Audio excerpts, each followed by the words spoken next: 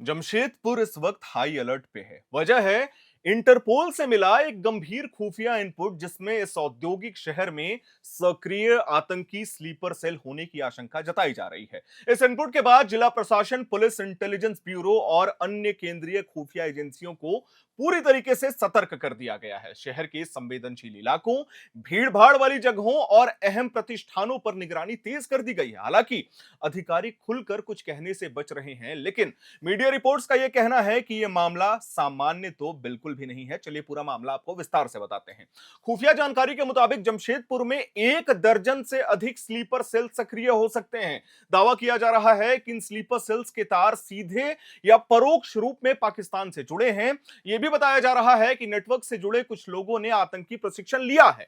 इसी वजह से इंटरपोल अलर्ट के बाद पूरे शहर को सुरक्षा के लिहाज से संवेदनशील मानते हुए अलर्ट मोड पे रखा गया है। इंटरपोल से मिले इनपुट के आधार पर जिला पुलिस और प्रशासन ने शहर के प्रमुख ठिकानों पर निगरानी तेज कर दी है। रेलवे स्टेशन हो, बस स्टैंड हो, बाजार हो, धार्मिक स्थल हो, औद्योगिक इकाइयां और भीड़ भाड़ वाले इलाके विशेष निगरानी में हैं।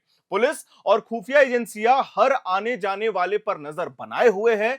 किसी भी संदिग्ध गतिविधि को तुरंत पकड़ने के लिए स्थानीय थानों को भी अलर्ट पे रखा गया है। चलिए पूरा मामला आपको विस्तार से बताते हैं, डिटेल्ड वाइज बताते हैं। मीडिया रिपोर्ट्स के अनुसार इस कथित नेटवर्क का सरगना सैयद मोहम्मद आरशियान बताया जा रहा है, जो जमशेदपुर के आजाद नगर थाना क्षेत्र के जाकिर नगर इलाके का निवासी है। कहा जा रहा है कि आशिरियान पिछले 7 से 8 वर्षों से फरार है। उसकी तलाश में एनआईए और एटीएस की टीमें कई बार जमशेदपुर आ चुकी हैं, लेकिन अब तक उसे पकड़ा नहीं जा सका है।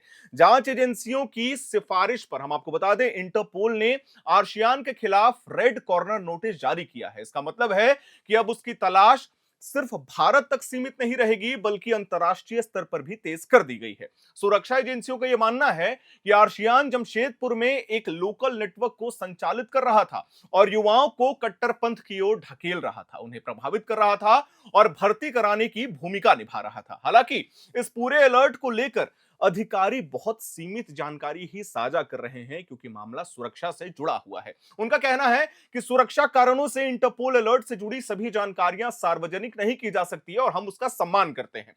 प्रशासन की ओर से इतना जरूर कहा गया है कि स्थिति फिलहाल नियंत्रण में है और किसी भी संभावित खतरे से निपटने के लिए सभी जरूरी कदम उठाए जा रहे हैं।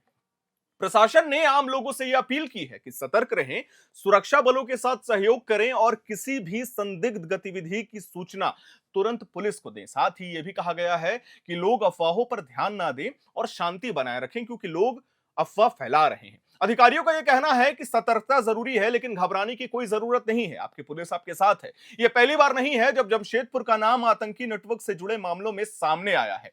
इससे पहले भी शहर आतंकी गतिविधियों से जुड़ी जांच का केंद्र रह चुका है। हम आपको याद दिलाते हैं, साल 2019 में झारखंड एटीएस ने जमशेदपुर से मोहम्मद कलीमुद्दीन मुजाहिरी को गिरफ्तार किया था, जो प्रतिबंधित आतंकी संगठन अलकायदा इन इंडियन सब कॉन्टिनेंट से जुड़ा हुआ था। जांच में यह सामने आया कि कलीमुद्दीन का संबंध अब्दुल रहमान उर्फ कटकी से था, जिसे साल 2016 में उड़ीसा से गिरफ्तार किया गया था।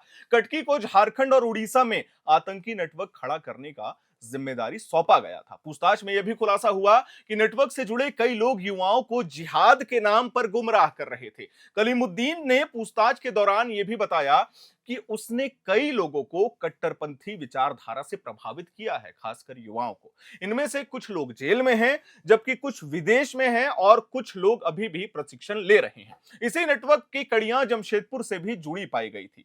इसी आतंकी नेटवर्क में सैयद मोहम्मद आरशियान और उसके भाई मोहम्मद जीशान का नाम भी सामने आया था। मोहम्मद जीशान फिलहाल दिल्ली की जेल में बंद है। जांच एजेंसियों का यह मानना है कि दोनों भाई नेटवर्क का अहम हिस्सा थे।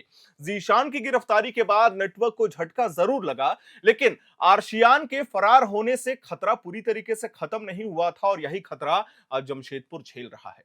सुरक्षा एजेंसियों के लिए जमशेदपुर इसीलिए भी संवेदनशील है, क्योंकि यह देश के सबसे बड़े औद्योगिक शहरों में से एक है। टाटा स्टील, टाटा मोटर्स जैसी बड़ी कंपनियां यहां स्थित है, हब है।